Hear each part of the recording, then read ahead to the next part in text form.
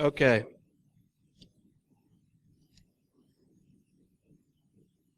My talk is Untrusted Onions is Tor Broken.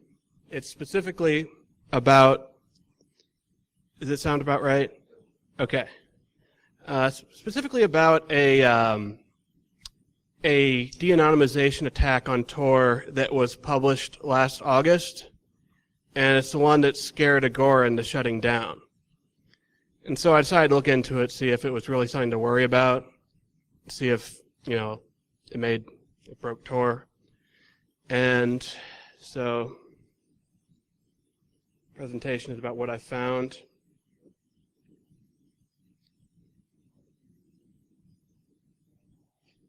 So, I go by the name John Shade. It's not my real name, but I go by it in this community. I work at Silence, and you can find me on Twitter.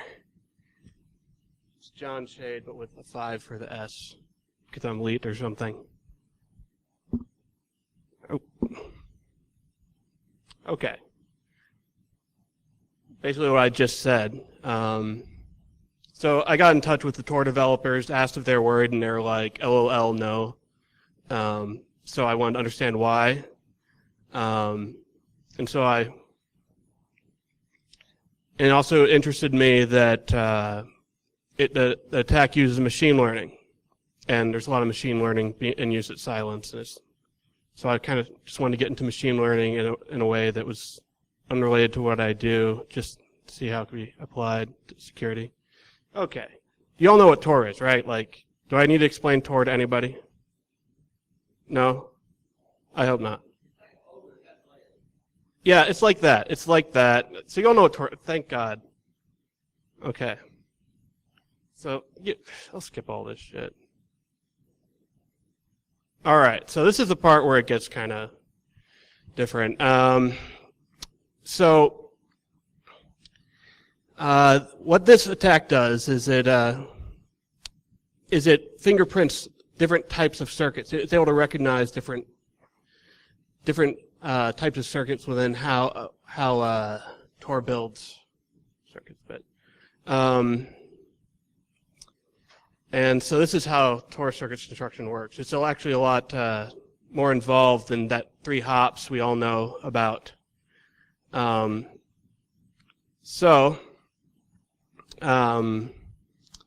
With Bob being the hidden service, server, and Alice being the hidden service client, Tor circuits are constructed like so. I know this diagram is confusing as fuck, but it's honestly the least confusing diagram out there on this.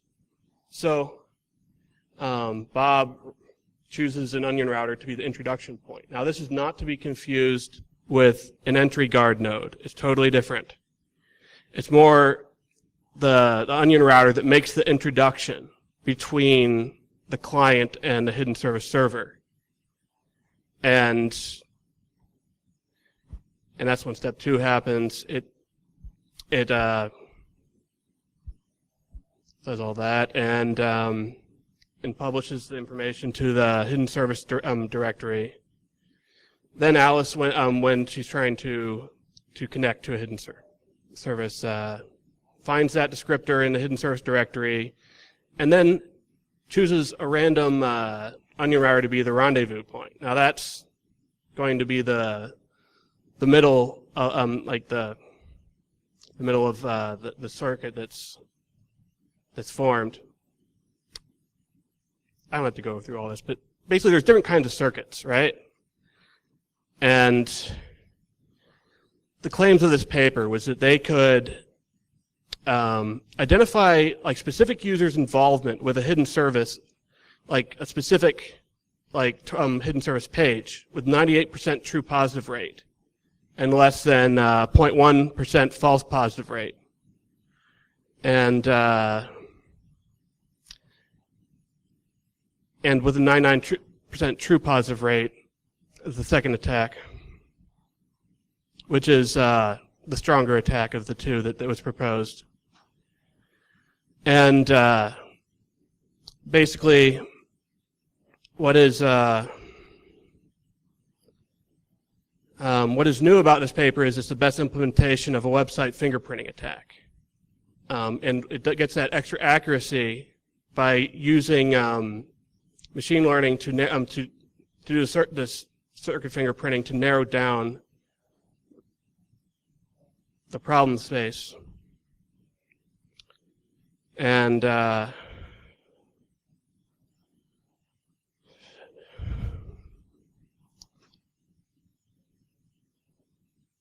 yeah.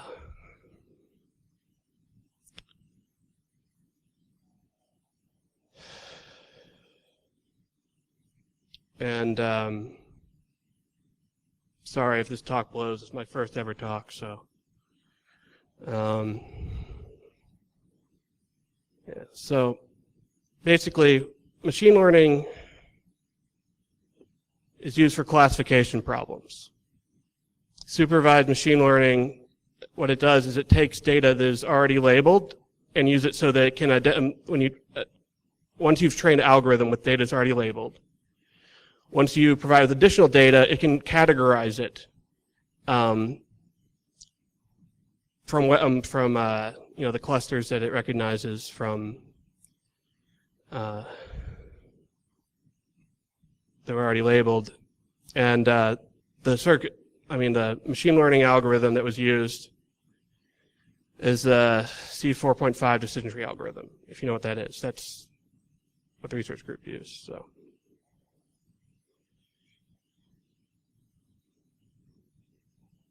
All right, so the passive circuit fingerprinting step, it identified these 4 types of circuits that were mentioned earlier. It's passive, so it can't be detected until nodes have been de-anonymized.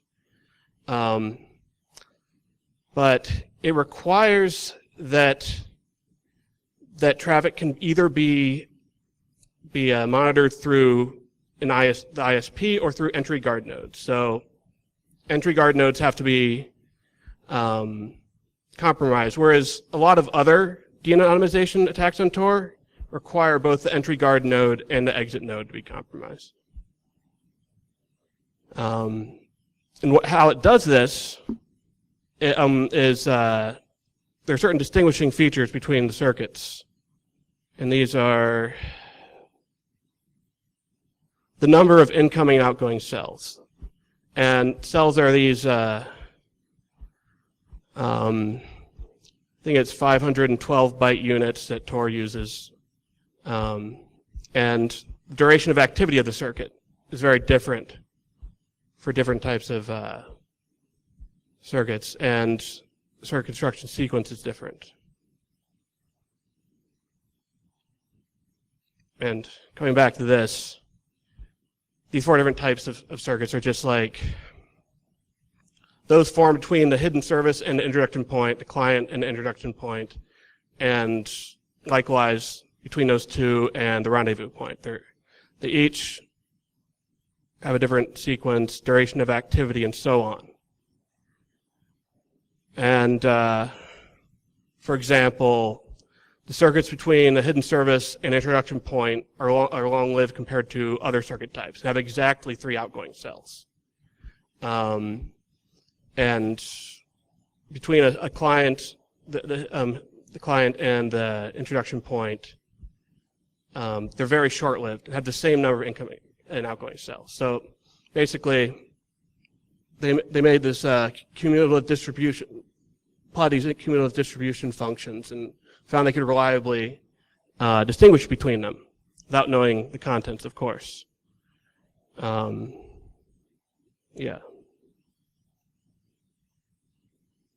And, okay. Probably what I should have explained at the beginning, but a website fingerprinting attack, what it does is it basically, for any given page, it can,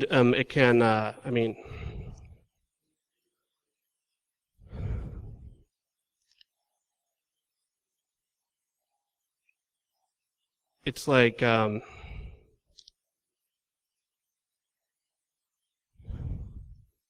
basically what is done is each page is fingerprinted by accessing it with like a Tor browser bundle beforehand, and the pattern of the traffic is unique, and so if you're intercepting Tor traffic, even without knowing the contents, like the pattern of it is unique. And so let's say you want to monitor 500 different hidden service pages. You'd have the people who are going, the adversary has to basically browse to the sites themselves and record the traffic traces, and that is the data that is fed to the machine learning algorithm. That is the categories are the specific pages, and so it would associate any traffic with that pattern with that category, which is that page. But a problem with a lot of website fingerprinting attacks is that all the studies done on them are usually have these limitations. And the one that I found most problematic was it assumes sequential one-tabbed browsing. Yeah. I mean, and the way they justify this is that because the Tor browser bundle is slower, people use less tabs. So, and I've actually seen it in a research paper. They said it can be reasonably assumed that because honestly, if you use two tabs, completely screws all this up. Because if you've got those two refreshing at the same time, the traffic will look totally different. It also assumes no background traffic. And that's the problem that's caused when you have more than one tab. And it also assumes that the adversary can train the classifier under the same conditions as the victim. Now, the problem here is that the fingerprint would be different based on whether you have different versions of the Tor browser bundle, different localizations of the Tor browser bundle, and it also assumes the page has not changed at all since you had recorded those traffic traces. Now, all these studies are usually done on somewhere between like 50 or 500 hidden service pages, whereas the amount of hidden service pages is somewhere in the millions. So to fingerprint all of them, it would be quite an undertaking.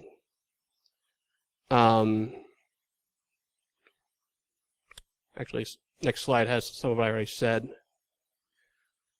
All right, so for every Tor user, there's randomly selected 3 entry guard nodes, and 1/3 of their traffic goes through each one.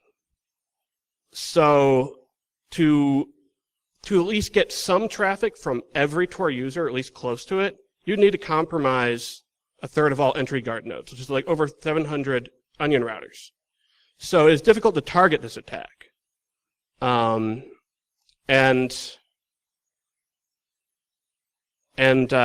there's also a problem with this. This is called bias in the hypothesis space. That's something in machine learning, whereas the number and complexity of classification categories increases. Let's say the number of different pages you're trying to fingerprint increases, but the feature information doesn't increase. The true positive accuracy ends up going down, and false positive rate goes up. So when they show these, they show that this had 99% accuracy with, let's say, like 1,000 pages. That would not be the case if they were fingerprinting much more. And even though this the problem space is greatly reduced by the circuit fingerprinting, they still assume sequential one-tabbed browsing, which to me is completely unrealistic. And the stronger attack they talk about, with the 99% true positive rate and like 0.07% false positive rate, that assumes all 3 entry guard nodes are compromised, which is also seems unrealistic. Also, the base rate fallacy, which is more involved than I'd like to explain here, but there's a wonderful explanation of it. And I can't really see that link, but it's to an article called "How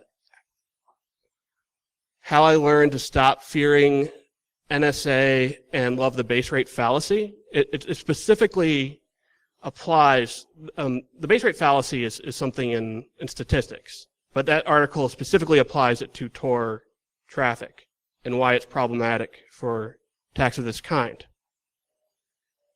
But, Agora could have saved itself a lot of trouble if they read further into the paper and came to this part. So, they're only monitoring 50 pages, and they can only get an 88% true positive rate and a false positive rate of a minimum of 2.9%. And this is in an open world setting. Now, for something to be like admissible to court of law, you need a lot more certainty than that. But as far as, so my point is, basically this attack, that did scare a garden shutting down is almost entirely useless in the real world. Now, I can't say whether there's other de-anonymization attacks that actually are effective. I mean, the FBI is rumored to have some, but those details are not public. But what is known is that all the famous busts of people using Tor, it was always OPSEC failures. These are some examples. Many of you may know the story of how Ross Ulbricht was busted. He did not keep his online identity separate. Like he'd cross-contaminate, and another example is you might have heard of the bomb threat at Harvard. He got caught because he was the only person using Tor on the monitored network at the time. So, and also once he had been questioned, he admitted to the whole thing. So, if you're doing something illegal, do not admit it when you are questioned. Just don't do that. And also watch out for DNS leaks. I mean, if it's involving Tor. Now, another one is Sabu from WellSec, where he's tripped up is he did not use Tor consistently. He would usually use it, but one time he connected to his usual IRC account without Tor. And so they were able to catch him and then convinced him to be an informant and caught Jeremy Hammond. But they did not catch, I think his name was something like Mike the Virus. For some reason, he could totally tell that like he was an informant now. Another famous case of an OPSEC failure leading to a Tor user being busted is Aaron Oyen Marquez. He ran something called Freedom Hosting, which was used to host a lot of child pornography. What he didn't do is he didn't update his Tor browser, so it was actually vulnerable to a known vulnerability. And FBI was just able to compromise that. And they exploited a bug from CVE 2013-1690. Now, so you should always patch. And they also are able to get into the encrypted laptop because it was not in a powered down state. They were able to, I think they were able to like freeze the RAM or something, but.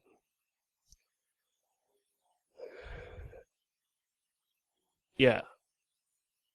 Now,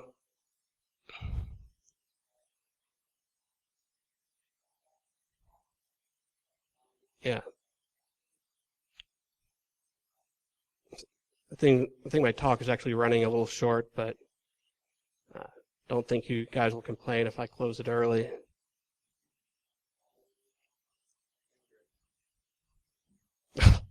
Well, there's not much more content, unfortunately. I mean, I could go into. I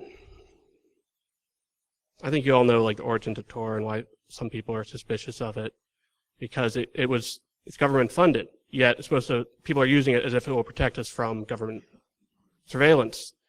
And there's actually a lot of funding that came from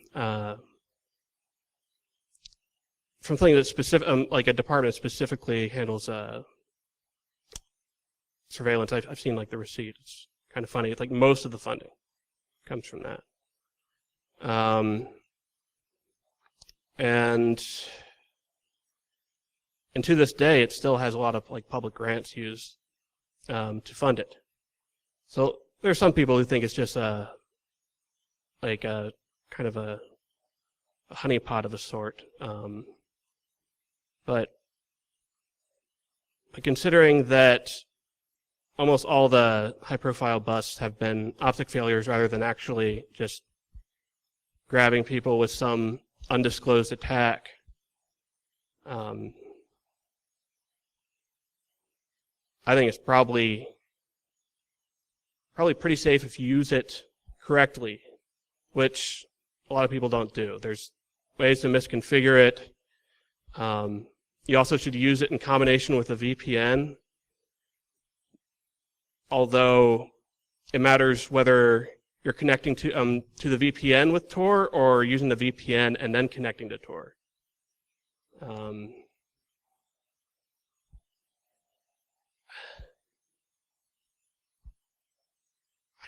do just having trouble recalling it right now. It's not a matter of efficiency. It's just one.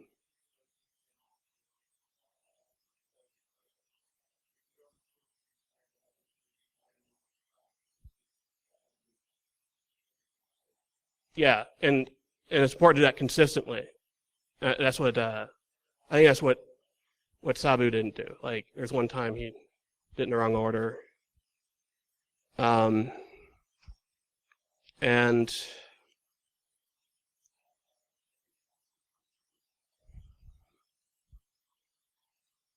yeah, like one of those will get you caught. One of them is fine.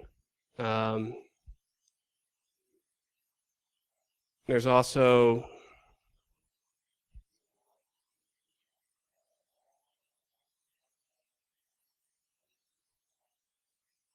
well, in summary, Tor is not broken by this one attack. It is not broken by any of the attacks in the class of proposed de-anonymization attacks called website fingerprinting, because this is the best one so far. And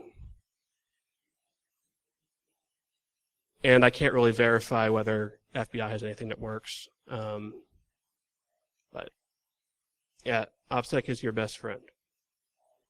And that is all.